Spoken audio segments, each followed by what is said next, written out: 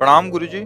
गुरुजी, मेरा मन जीव जंतु पशु पंछियों की सेवा में ही ज्यादा लगता है। मैं अपनी हाँ, कमाई का ज्यादा हिस्सा इसी पुण्य में हाँ, लगाता हूँ। बहुत अच्छा, बहुत अच्छा है। अहंकार रहित होकर सेवा की जाए तो भगवान की ही प्राप्ति हो जाती है, क्योंकि हर पक्षी पशु के रूप में भगवान है।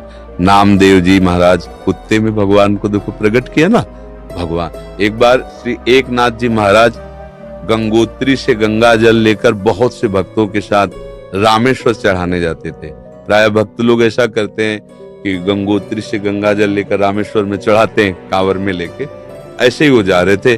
जब रामेश्वर जी के पास पहुंचने वाले थे तो देखा एक गधा प्यास से तड़प रहा है, मतलब ऐसा दिखाई दे रहा है। तो उन्होंने विचार किया कि रामेश्वर जी में तो सब जल चढ़ाते हैं और ये प्यासा इसे कोई पिलाएगा नहीं।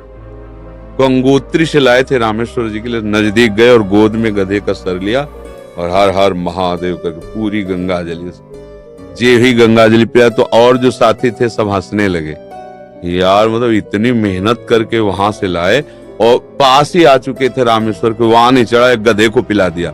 वो तो रामेश्वर जी गए और वहां रामेश्वर आ गए।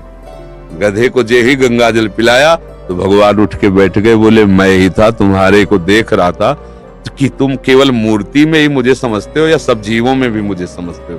तुम्हारी इस दया से मैं द्रवित होकर यही प्रकट हो गया, क्योंकि कण कण शिव है, तो एक गधे से भी भगवान प्रकट हो गए। तो पशु पक्षियों की सेवा भगवान की सेवा पर अभिमान न करे, भाव ऐसा रखे कि भगवान ने मुझे ये सेवा दी है और सेवा लायक बनाया है बस, और इसका प्रचार प्रसार न करे। प्रचार प्रसार करने से सेवा का जो सुकृत होता है वो नष्ट हो जाता है। जैसे आप यार मित्रों से और बहुतों से हम तो ऐसा करते हैं, मतलब ये बात जैसे आप संत से या गुरुजनों से कहे तो बात अलग होती है, बस इसके बाद फिर से गुप्त। अगर कोई कहे भी कि सुना है कि आपने पक्षियों की बहुत सेवा करते हो, अरे हम अपनी ही सेवा नहीं कर पाते, पक्षियों की क्या, मतलब उसे हमें दबाना है।